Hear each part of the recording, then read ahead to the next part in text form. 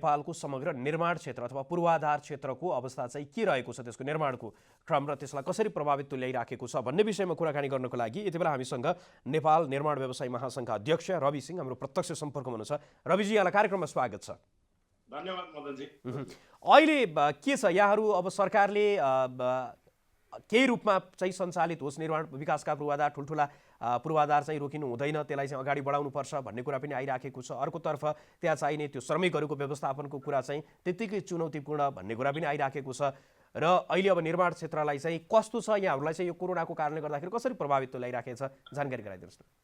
मदनजी, यो कोरोनाको प्रभावले गर्दाखेरि हरेक क्षेत्र प्रभावित छ, त्यसमा निर्माण क्षेत्र त झनै बढी प्रभावित छ। किन भन्दाखेरि हाम्रो निर्माण कार्य भनेको देशैभरि छरिएर रहेको र त्यहाँ धेरै मजदुरहरूको चाहिँ चलखेल हुने र धेरै मजदुरहरूको आवत जावत हुने र अहिले सम्पूर्ण मजदुरहरू चाहिँ कोरोनाको कारणले गर्दाखेरि आफ्ना आफ्नो गाउँतिर आफ्ना आफ्नो वासस्थानमा गइसकेको कारणले गर्दाखेरि अहिले निर्माण क्षेत्र चाहिँ सम्पूर्ण रूपमा प्रभावित छ। यसबाट लगभग 15 लाख श्रमिकहरू चाहिँ अहिले आफ्नो रोजगारीबाट वञ्चित भएको अवस्था छ। र अहिले हामीले केही हदसम्म केही अति आवश्यक निर्माण कार्यहरू सुरु गर्ने प्रयास गरे तापनि त्यो अधिकांश रूपमा हामी सफल भएका छैनौँ। देशमा केही मात्रै निर्माण कार्यहरू अहिले सञ्चालनमा आएको छ, त्यो पनि पूर्ण क्षमतामा होइन कि एकदमै न्यून क्षमतामा केही निर्माण कार्यहरू सञ्चालनमा आएको छ। र अहिले हामी नेपाल सरकारको भौतिक पूर्वाधार मन्त्रालय लगायत अन्य विकास मन्त्रालयहरूको समन्वयमा केही अत्यधिक नगरी नहुने कामहरू जुन वर्षात अगाडि गर्न अति आवश्यक छ त्यस्तो कामहरू गर्ने प्रयासमा छौँ र प्रयास गऱ्यौँ पनि त्यसमा थोरै मात्र सफलता प्राप्त भएको छ। अब यो लकडाउनको स्थिति कहिलेसम्म लम्बिन्छ भन्ने कुराको पनि निश्चित छैन र विश्वकै परिस्थिति हेऱ्यो भने यो यही अनुरूप जाने अथवा काम पनि सतर्क पनि हुँदै जाने, कामलाई पनि अगाडि बढाउँदै जाने, आर्थिक गतिविधिलाई पनि सञ्चालित गर्दै जाने कि भन्ने प्रकारको तर्क पनि के अर्थशास्त्रीले राखिराखेको अवस्था छ। नेपाल निर्माण व्यवसायी महासङ्घ यहाँहरूले भने कसरी हेरिराख्नु भएको छ यो लकडाउनको स्थिति जति लम्बिँदैछ? अब आम मान्छेको सुरक्षा, ज्यानको सुरक्षा त पहिलो प्राथमिकतामा पर्नु नै पर्यो, त्यसको साथसाथमा हाम्रो आर्थिक गतिविधिलाई पनि सञ्चालित गर्नुपर्ने होला भनिसकेपछि यहाँहरूको महासङ्घीय मूल्याङ्कन चाहिँ के छ, कसरी अगाडि बढ्ने सोचिराख्नु भएको छ, सरकारसँग कसरी समन्वय गर्ने सोचिराख्नु भएको छ? मदनजी, अब अहिले आएर यो हामीले अत्यन्त काम गर्ने मौसममा यो लकडाउन भएको छ र लकडाउनको कारणले गर्दा नेपालको अधिकांश निर्माण कार्यहरू प्रभावित भएको छ। र यो अब लकडाउन खुले तापनि मानसिक रूपमा श्रमिकहरू अन्य प्राविधिकहरू सबैजना चाहिँ गएर काम गर्ने अवस्था छैन, किनभने मानसिक रूपमा हामी तयार छैनौँ र हामी मात्र होइन कि स्थानीयहरू पनि तयार छैनन्। र अब अहिले आएर हामीले केही ठाउँमा काम सुचारू गर्ने प्रयत्न गर्दाखेरि त्यहाँ स्थानीयहरूले पनि त्यहाँ असहयोग गरेको, किनभने उहाँहरूलाई पनि अब स्वास्थ्य नै प्रमुख हो। नेपाल जस्तो मुलुकमा अब यो लकडाउन नगरिकन नहुने बाध्यकारी अवस्था पनि छ, किन भन्दाखेरि हामीसँग स्वास्थ्य सम्बन्धित भौतिक पूर्वाधारको पनि अत्यन्त कमी र यो कोभिडलाई नियन्त्रण गर्ने सामग्रीहरूको पनि एकदमै विश्वव्यापी रूपमा कमी भइरहेको अवस्थामा नेपाल जस्तो अल्पविकसित मुलुक यसको प्रभावबाट अछुतो रहन सक्दैन। त्यसैले अब हामीले चाहिँ यो निर्माणको कामहरू अत्यन्त नगरी नहुने निर्माणको केही कामहरूलाई सुचारू राख्दै अधिकांश निर्माण कामहरू चाहिँ अब दशैँपछि मात्रै सुचारू हुने हामीले अनुमान गरेका छौँ। किनभने दशैँभन्दा अगाडि श्रमिकहरू काममा फर्किएर आउने, उहाँहरूसँग चाहिँ मानसिक रूपमा पनि तयार नहुने र अब खेतीपातीको पनि मौसम सुरु भइसकेको अवस्था रहन जाने। जस्तो अब हामीले निर्माण कार्यहरू मङ्सिरदेखि जेठसम्म गर्ने गरेका थियौँ। अब यो वर्ष हामीलाई एकदम 3 महिनाभन्दा बढी हामीले निर्माणको कामहरू गर्न सकेनौँ। चैत वैशाख जेठ नितान्त निर्माण कार्य नहुने नै हामीले अहिले निश्चित गरिसकेका छौँ, किनभने हामीले केही साइडहरूमा चाहिँ निर्माण कार्य सुरु गर्न जाँदाखेरि त्यहाँ मजदुरहरू पनि जान नमान्ने र त्यहाँ स्थानीयले पनि होइन अहिले यो निर्माणको गतिविधि सुरु गर्यो भने कोरोनाको कहरले हामीलाई समस्या पर्न सक्छ, त्यही भएर यो नगर्नु भन्ने हिसाबले मनसाय हामीले पाएका छौँ। त्यही भएर यो वर्ष चाहिँ अब निर्माणको कार्यहरू अब अगाडि बढ्ला जस्तो लाग्दैन र बढ्ने सम्भावना एकदमै न्यून छ। त्यही भएर हामीले सरकारलाई के सुझाव दिएको छौँ भन्दाखेरि अब आर्थिक गतिविधि पनि पक्कै पनि गर्नुपर्ने छ र आर्थिक गतिविधि गर्नलाई सबभन्दा पहिला आवश्यक भनेको निर्माण कार्य नै हो र कुनै पनि पूर्वाधार बनाउनलाई निर्माण कार्य नगरिकन स्वास्थ्य सम्बन्धी पूर्वाधार होस् या कृषि सम्बन्धी पूर्वाधार होस् जेको लागि पनि निर्माण सबभन्दा पहिलो आवश्यकता पर्छ। त्यसैले हामीले सरकारलाई के सुझाव दिएका छौँ भन्दा यो बजेटमा सरकारले पूर्वाधारलाई विशेष ध्यान दिने र पूर्वाधार पनि त्यस्तो किसिमको पूर्वाधारहरू अहिले बनाउनु पर्यो जुन स्थानीय रूपमै स्थानीय जनशक्तिलाई सदुपयोग गरेर काम गर्ने पूर्वाधारहरूको चाहिँ बढी केन्द्रित भएर साना साना निर्माण कार्यहरूको चाहिँ टेन्डरहरू बढीभन्दा बढी आयोजनाहरू बनाउने र अहिले मुलुकमा भइरहेको यो 15 लाख जुन निर्माण श्रमिकहरू छन् उनीहरूलाई आफ्नै ठाउँमा स्थानीय रूपमा रोजगारी सृजना गर्ने र थप अझ अहिले विदेशबाट फर्केर आउनुभएका दाजुभाइहरू उहाँहरूलाई पनि यो निर्माण कार्यमा संलग्न गराउन सकिएदेखि हामीले एउटा अवसर पनि पाउने थियौँ।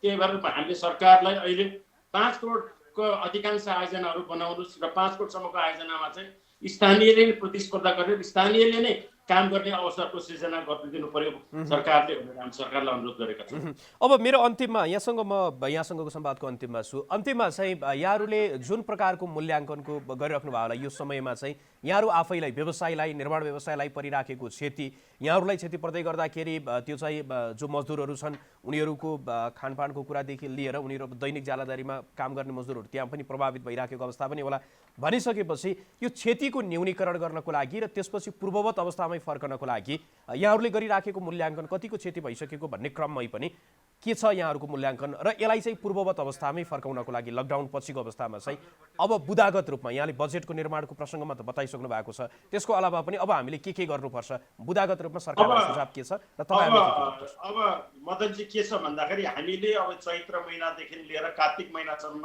निर्माण कार्यहरूलाई सामान्यतया सुचारू गर्न सक्दैनौँ। त्यसै भएर सरकारले यो 8 महिनाको समयलाई एकीकृत रूपमा ब्ल्याङ्केटमा सबै निर्माण कार्यहरूको म्याद थप गर्नुपर्छ र 8 महिनाको यो हाम्रो जुन ओभरहेड कस्ट छ त्यो ओभरहेड कस्ट चाहिँ सरकारले बियर गरिदिनुपर्छ।